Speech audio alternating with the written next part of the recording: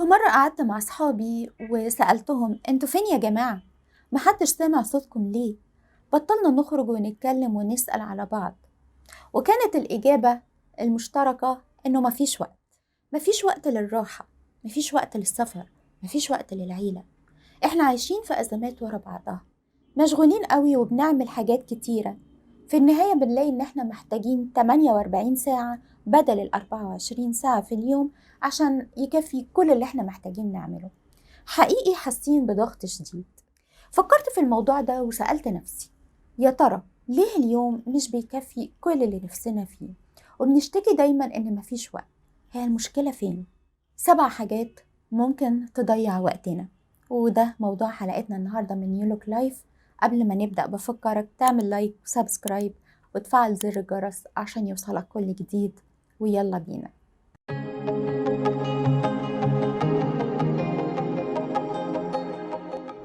تعالوا نبدأ الحكاية ونشوف الأول إيه هو الوقت. كلنا عندنا مورد أساسي ثابت، هبة مجانية كل يوم من الله سبحانه وتعالى للكرة الأرضية، للبشر والحيوانات والنباتات والأسماك والطيور، عبارة عن 24 ساعة، 1440 دقيقة، 86,400 ثانية كل يوم.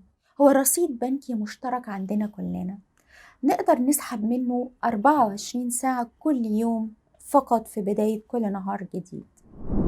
أي ثانية من دول لما بتضيع وما نستفادش منها مش بتتعوض وما بينفعش إن احنا نخزنها لتاني يوم.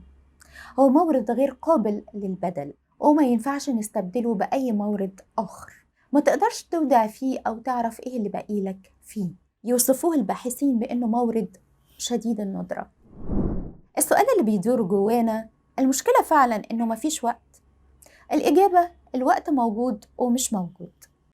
عارفين الوقت عامل زي قناة السويس، عبارة عن شريان مائي مهم جدا، بيوفر وقت ووقود وفلوس لحركة النقل العالمية، لكن لأنه محدود وبيسمح بأعداد وأحجام معينة من السفن بس تعدي، محتاج تعامل خاص عشان أكبر عدد من السفن يعدي بأمان. وكل ما كانت حركة الملاحة فيه منظمة وسلسة وبتدار باحترافية، ده بيترجم لدخل قومي ضخم. الوقت كده برضو هو موجود بطريقة محدودة، 24 ساعة كل يوم، مش موجود نعمل كل اللي احنا عايزين نعمل. كمان ما ينفعش نفضل شغالين زي الآلات وزي الكمبيوتر، حتى الأجهزة دي بيجي عليها وقت بتبقى محتاجة تتشحن. محتاجين وقت للنوم، محتاجين وقت للراحة، محتاجين وقت للشغل. ما ينفعش أقضي وقتي في حاجة واحدة مستمرة بدون توقف. الوقت ليه سيستم بناخده في اعتبارنا لأنه محدود جدا وإنجاز التعبير ضيق. سؤال حلقتنا، إيه الحاجات اللي ممكن تضيع وقتنا؟ أول حاجة عدم وضوح الهدف من الحياة. لما تسأل حد أنت بتعمل إيه يقولك أنا رايح مع الرايحين وجاي مع الجايين. الدنيا واخدة كل واحد في سكتها، ماشي في الحياة بحقق كل اللي حواليا عايزينه وطلباتهم وأهدافهم، لكن أنا مش عارف أنا عايز إيه. مشكلة كبيرة لما تكون حياتك بدون هدف كبير، وده اتكلمنا عنه في حلقة معنى الحياة. ضروري يبقى عندك هدف كبير لحياتك وأهداف مرحلية بتشتغل عليها، واحد ورا واحد ورا واحد ورا واحد، وهكذا على مدار الحياة كلها. تاني حاجة الأفكار السلبية. الباحثين وجدوا إن حوالي 60,000 فكرة بتعدي علينا في اليوم الواحد، معظمها أفكار سلبية وقليل منها جدا إيجابي. لو سبت نفسك لكل الأفكار دي، كل فكرة تاخد منك وقت وطاقة، يبقى فعلا الوقت مش هيكفي كل الأفكار دي. لو استغرقت في التفكير في الماضي وقعدت تتخيل موقف معين مرة واتنين وتلاتة وعشرة، هتطلع بنفس النتيجة ونفس الطاقة السلبية اللي تسيطر على كيانك وتشل حركتك.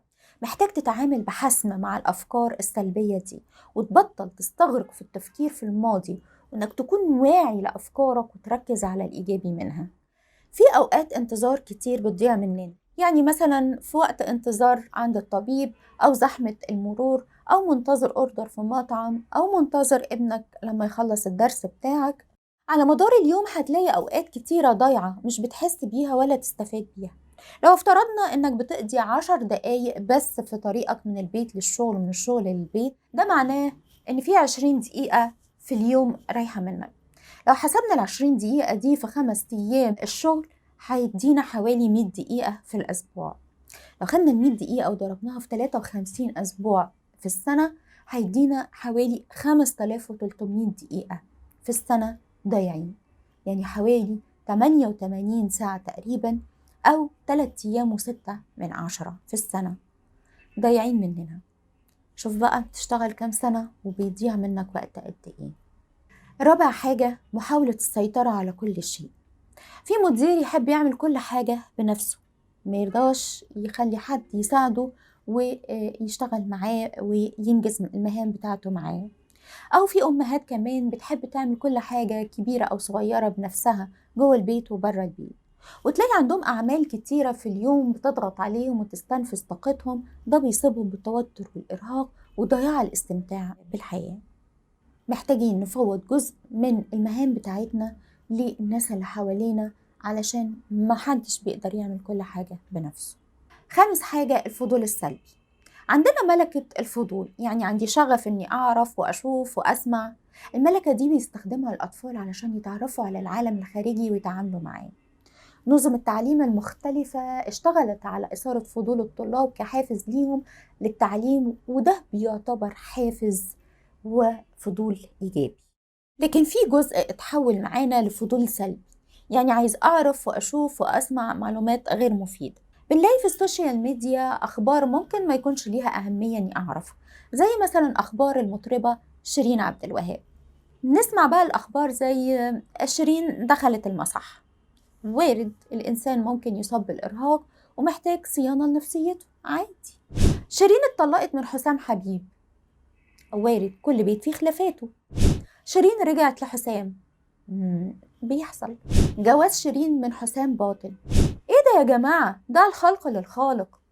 المعلومات دي هتفيدني بإيه؟ أنا كطالب أو كزوج أو كرجل أعمال، أنا لازم محتاج إن أنا أدور على المعلومات اللي تفيدني مش اللي تضيع وقتي. محتاج أشوف إيه اللي يطورني ويبني شخصيتي ويطور مهاراتي. ده اللي أنا محتاج أعرفه، لكن مش أسيب نفسي لكل الأفكار والمعلومات اللي بتملى دماغي بدون داعي. سادس حاجة، العادات السلبية. عاداتنا السلبية بتضيع وقت كبير، زي مثلا السهر كتير بالليل على الجيمز أو الدردشة والفرجة على الأفلام. عدم انتظام ساعات النوم بيلخبط الساعة البيولوجية بتاعتنا، وده بيعمل لنا صداع والجسم مش بيلاقي طاقة يعمل أي حاجة. عادة تانية ممكن أول ما نصحى من النوم نبص على الفيس والواتس ونشوف أخبار الناس. ده بيملى مخنا الصبح بأفكار كتيرة تعمل لنا تشتت عن المهم نعمله في بداية اليوم، زي الصلاة والتأمل والاستعداد للشغل أو طلبات البيت والأولاد والتطوير الذاتي. آخر حاجة معانا، الفراغ. في شباب كتير لما بتسألهم انتوا بتستغلوا وقتكم ازاي، بيجاوبوا احنا بنضيع وقت، وقت بنقضيه وخلاص، ايام والسلام. بيتعاملوا مع الوقت على انه موجود وبزيادة ويكفي كتير، وكمان عدم وضوح الهدف بيخليهم بيحسوا بالفراغ واللا شيء، مش عارفين يعملوا ايه.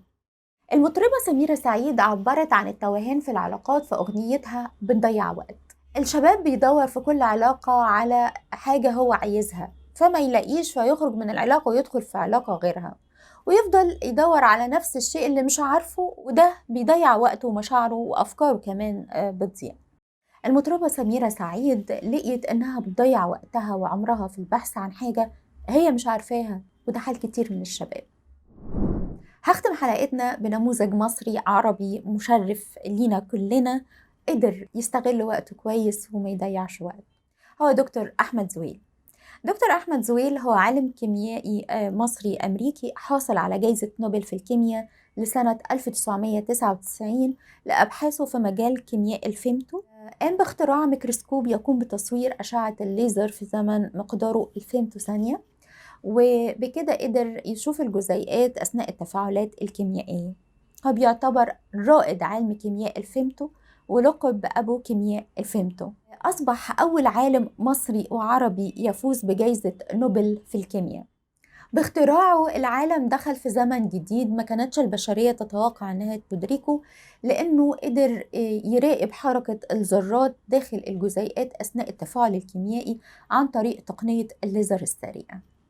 أكدت الأكاديمية السويدية في حيثيات منحها الجائزة لدكتور أحمد زويل إن الاكتشاف ده أحدث ثورة في عالم الكيمياء وفي العلوم المرتبطة بيه، لأن الأبحاث اللي قام بيها قدرت تساعدنا إن احنا نتنبأ بالتفاعلات الكيميائية. دكتور أحمد زويل كان بارع في استخدام وقته، واختراعه كان بيعبر عن أهمية الوقت في حياتنا. في النهاية تعرفنا النهاردة على إن الوقت عنصر نادر جدا وقيم جدا في حياة كل إنسان. مفيش وقت نعمل كل حاجة لأن الوقت محدود جدا. لو فشلت في إدارة وقتك يبقى فشلت في إدارة حياتك. اعرف إيه هي الحاجات اللي بتضيع وقتك وتعامل معاها بوعي. أتمنى لكم كل السعادة وأشوفكم في الحلقة اللي جاية من نيو لوك لايف إن شاء الله.